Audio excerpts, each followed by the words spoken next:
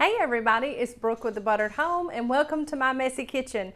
Today we have a real treat for you today. It is one of my most favorite things to do in my trusty electric pressure cooker, and today I'm using my mealthypot. It is rosemary beef stew, and if this is not the perfect time of year for this dish, I just don't know what is.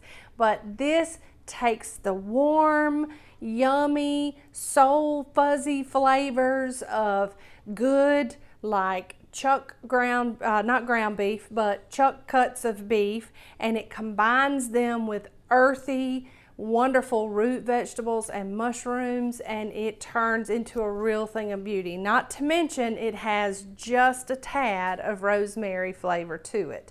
Now we're going to leave the rosemary on the stalk so that you don't bite into bits of it. It's only for flavor. So this is a wonderful recipe for you to really test your electric pressure cooker, because normally when you would make this in the oven, like in a Dutch oven in your oven, it would take 2 to 4 hours to make this. You can do this in your electric pressure cooker in less than an hour. So we're going to show you now how to do that. So I have my trusty mealthypot and it's ready to go, and it's real simple. To begin with, all you're going to add in is about 2 pounds of, in this case, this is chuck roast, and you can use chuck steaks, you can use beef tips, you can use an inexpensive cut of stew meat. It really does not matter. We went with the chuck roast because it was on sale this week. So this is going to simulate a slow cook, so it really doesn't matter. And to make life easier and to add a whole lot of flavor without adding a whole lot of salt, we're going to add in a whole package of prepared onion soup mix.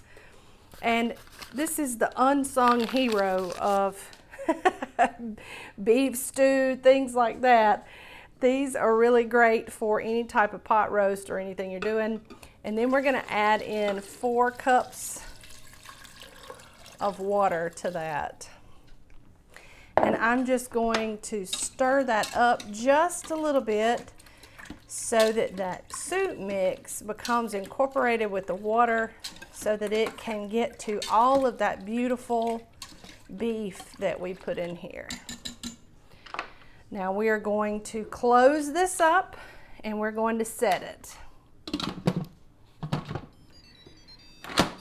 So we have it, the lid on and turned to seal, and then I'm going to turn the vent up to about 11 o'clock on this model. Most every model, the sealed portion points to 11 p.m. and whenever you release it, it points to about 7.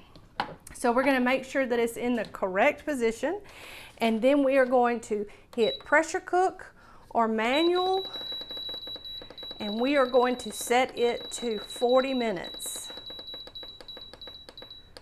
So we're going to let this guy do its thing and cook that beef, and then we are going to come back after we allow the pressure to naturally release for about 10 minutes, and then we're going to add in all of our beautiful vegetables and do another quick cook just to get those done. So we'll be back in just a minute. Hey everybody, we're back, and the Instant Pot has finished its cook and we are ready to release the pressure in it. Now, one of the things that I always recommend, that you don't do this with your hand, that you take a spoon or some long instrument and just reach over and let out any remaining pressure. And we've let this sit for about 10-15 minutes, so there is no pressure left in the pot. Otherwise, if there were, it would have escaped whenever we just flipped it down to the 7 o'clock position. So I'm going to carefully open the lid now, and then we are going to show you what's inside. We've got this beautiful beef that's now fully cooked, and I'm just going to give it a stir, and we are going to add in our vegetables. And I have some beautiful onions and celery. We're going to get those added in, and some sliced mushrooms, some carrots, and potatoes. And I know it looks like a lot, and it is, but these vegetables will cook down a good bit. So we're going to get the rest of those guys in there. This will make a very hearty beef stew. We're going to stir those in with the beef. And look how beautiful already. Wow. It already smells so good. And then we're just going to take our rosemary and put him on top and just kind of push it down just a little bit in the center, because we want that rosemary to kind of just release the oils from it and cook in.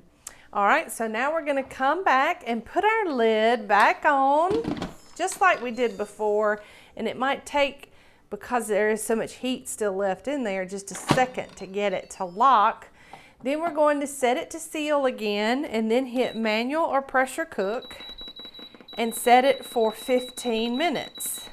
Now you might not think that's enough time to cook these root vegetables, but trust me, it is. So we're going to allow this to do its thing, and then we're going to let some of the pressure come down off of it.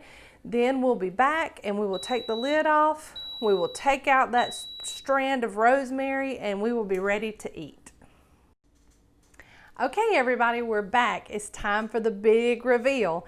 Now, this time we have a lot more in the Instant Pot. So it's actually been sitting for about 15 minutes and the pin still hasn't dropped. So you for sure want to make sure that you open that vent with like a long object. And right now I have what I'm going to dip the rosemary beef stew out with. So I'm just going to take it. And we're going to let that steam escape. It shouldn't take long. Like I said, it's been sitting here for about 15 minutes, but because there is so much more in the pot now that we've added all those vegetables, it does tend to hold steam for just a little bit longer. Right now we are just over an hour, maybe an hour and 10 minutes into this cook time for something that normally would have taken us 2 to 4 hours to cook in the oven. So I think it's a pretty good trade-off, even though you still have what some people would consider a long cook time. The benefits of the electric pressure cooker outweigh the time that it takes whenever you're making dishes like these. There we go, our pin has dropped. So now I'm going to carefully open the lid and we're going to show you what it looks like inside. And it is beautiful. So I'm going to fish out that rosemary stem and just put it out here. And then we're going to stir all this up so that you can see how wonderful and beautiful it is. And then I'm going to dish some up for you. Wow, it smells so good. And it is gorgeous. We have the potatoes, which are actually done. We have this beautiful beef and the carrots and the mushrooms, which have all cooked down in this beautiful broth that is probably has healing powers. So this is our take on rosemary beef stew using our electric pressure cooker, and wow, it smells so good. It's time to eat, isn't it? So we hope that you will make this recipe and you will love it just as much as we do. Be sure on social media or on Pinterest, if you do, to make sure that you tag the Buttered Home in your picture of your food, because we love pictures of food, and to hashtag the Buttered Home whenever you do. So if you're not following us on social media, our social media links will be at the bottom of this post.